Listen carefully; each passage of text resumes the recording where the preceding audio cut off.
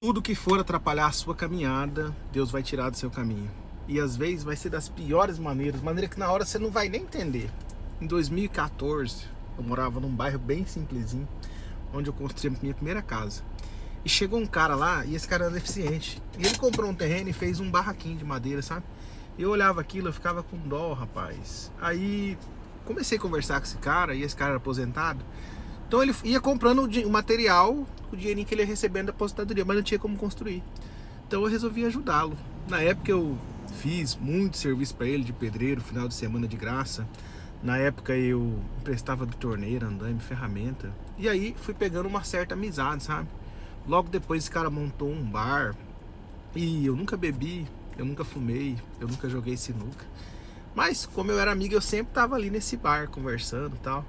Tinha esse cara depois como até um irmão. Eu levava ele, não de visitar minhas famílias fora da minha cidade e tal. E aí, um certo dia, eu passei nesse bar, tinha um monte de gente bebendo cerveja, mas esse cara não tava lá, sabe? Aí eu parei lá, falei, cadê o cara? O carro dele tocando som na frente e tal. Eu falei, não sei. Aí eu entrei pra dentro do bar assim, fui pra dentro da casa do cara. Ele tava dormindo, tentei acordar o cara assim, ó, tentei. Não consegui. Aí eu fui lá fora, falei pra galera assim, ó, o boteco tá fechado. A partir de agora, acabou isso aqui. O boteco ele tá dormindo, como é que ele vai cobrar? Não, nós estamos anotando. Falei, não, não tem anotação. Não tem conferência, não tem anotação. Aí eu peguei tudo aquelas coisas, peguei o carro do cara que tava tocando som na rua, coloquei pra dentro da casa dele, fechei o portãozinho dele de elevação, que nessa época já tinha. Peguei todo mundo, despachei, fui lá, fechei a porta da empresa dele e joguei a chave pra dentro. Cheguei em casa, mandei uma mensagem pra ele. Ô, meu amigo, eu passei aí, cara. Você tava bêbado, dormindo, e o povo tava tomando tudo, sua cerveja, tudo sua cachaça. Na hora ele, no dia seguinte, me respondeu, me agradeceu. Falei, pô, Samuel, muito obrigado, cara. Eu nem lembro de nada. Aí eu passei lá no dia seguinte, ele me perguntou, eu falei pra ele o que tinha acontecido. Eu vou resumir pra vocês. Nessa época eu tinha uma loja, e deu bem naquela época que tava tendo aquelas moedas das as moedas olímpicas do Brasil, vocês lembram disso? A minha filha começou a montar um negócio daquele de moeda, a gente já tinha a coleção completa. Só que aí, galera, entrar na minha loja e roubar essa coleção de moeda inteira, levaram toda essa coleção de moeda. E antes dela completar essa coleção, como ele tinha um bar, vira e mexe eu trocava umas moedas com ele.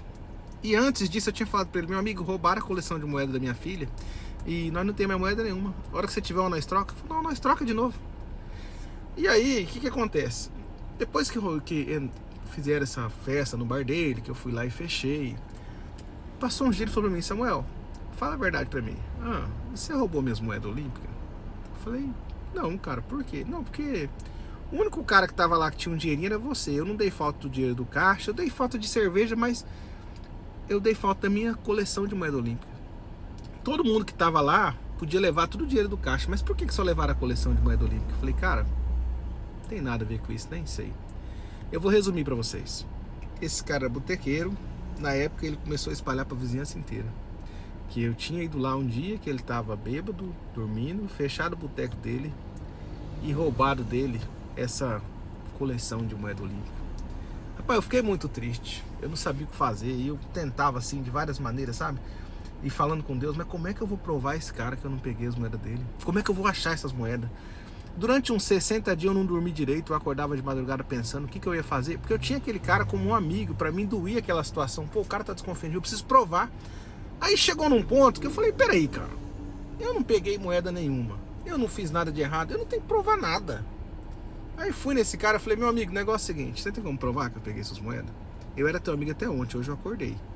Você tem? Se você não tem, acho melhor você ficar quietinho. Se eu escutar mais uma conversinha disso aqui, você vai ter que provar na justiça. Eu vou te tacar ali um processo. Você tá ouvindo? Aí ele ficou meio assim, então eu falei, não, é realidade, cara. Aqui não tem palhaço não, hein? E aí acabou. Enfim, hoje, depois que se passou mais de 10 anos, eu sou o Samuel empreendedor.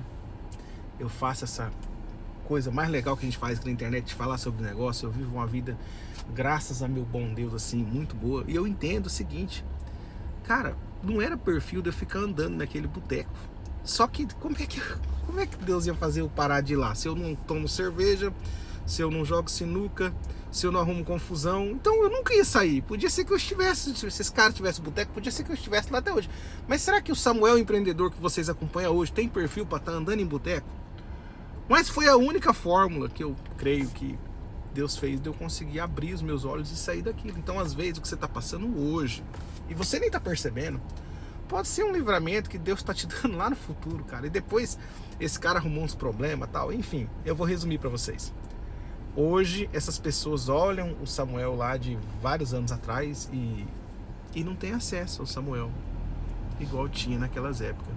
Então é por isso que eu comecei esse vídeo falando que às vezes tudo que tiver de errado Deus vai tirar da sua vida, você nem vai entender. Você pode estar passando por isso nesse momento. Fica tranquilo.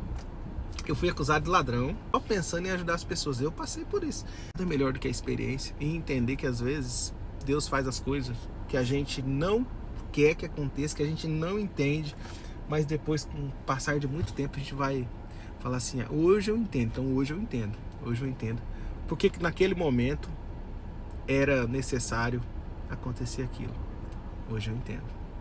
Mas na época eu não entendia, não. Então você que está passando por algum momento aí que você não está entendendo, fica tranquilo. Você só está sendo preparado para sair dos ambientes que você anda hoje e frequentar ambientes que você nem imagina frequentar.